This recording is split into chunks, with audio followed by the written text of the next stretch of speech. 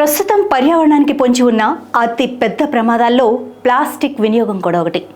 కొన్నేళ్ల పాటు ఇది భూమిలో కలవకుండా ఉండే ప్లాస్టిక్ వ్యర్థాలతో పర్యావరణానికి చాలా నష్టం కలుగుతుంది. అందుకే ప్రభుత్వాలు ఈ ప్లాస్టిక్ వాడకాన్ని కట్టడి చేసేందుకు ఎన్నో చర్యలు తీసుకుంటున్నా కూడా క్షేత్రస్థాయిలో ఆ ఫలితాలు మాత్రం అంతంత మాత్రంగానే కనిపిస్తున్నాయి. ముఖ్యంగా జంతువులు, పక్షులకు ప్లాస్టిక్ శాపంగా మారిందనే చెప్పచ్చు.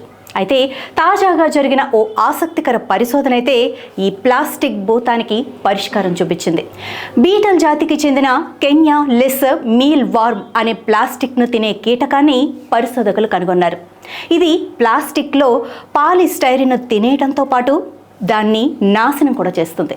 ఈ కీటకాలను అభివృద్ధి చేస్తే ప్రపంచంలో ప్లాస్టిక్ భూతాన్ని తరిమేయటం చాలా ఈజీ అవుతుంది. ప్రతి సంవత్సరం 8 మిలియన్ మెట్రిక్ టన్నుల ప్లాస్టిక్ సముద్రాల్లోకి చేరుతూ సముద్ర జీవులకు అలాగే పర్యావరణానికి వీటంతటికీ కూడా చాలా హాని కలిగిస్తుంది.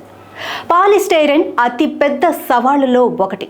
దీనికి పరిష్కారంగా కెన్యాలోని international centre of insect physiology and ecology శాస్త్రవేత్తలు కెన్యా లెసర్ మీల్ వామ్ని ఆల్ఫిటోబియస్ డయాపెరినస్ అని పిలిచే కీటకాన్ని కనుగొన్నారు.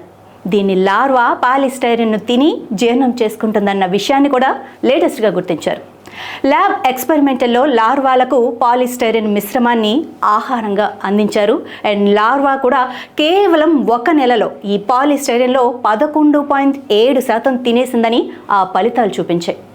ఇలాంటి ఆఫ్రికన్ క్రిమి జాతుల్ని కనుగొనటం ఇదే మొట్టమొదటిసారి. ఈ ఎంజైమ్లు ఇతర రకాల ప్లాస్టిక్లను విచ్ఛిన్నం చేయగలవా లేదా అనే దానిపై ఇంకా పరిశోధనలు జరగాల్సి ఉంది.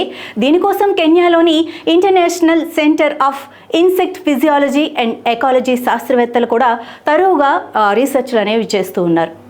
సో ఇదే విధంగా కంటిన్యూ చేస్తే ఈ రీసెర్చ్లు కనుక సఫలీకృతం అయితే కనుక ఫ్యూచర్లో మనకి ప్లాస్టిక్ నుంచి ఎదురయ్యే సమస్యలు అనేవి అస్సలు ఉండవు.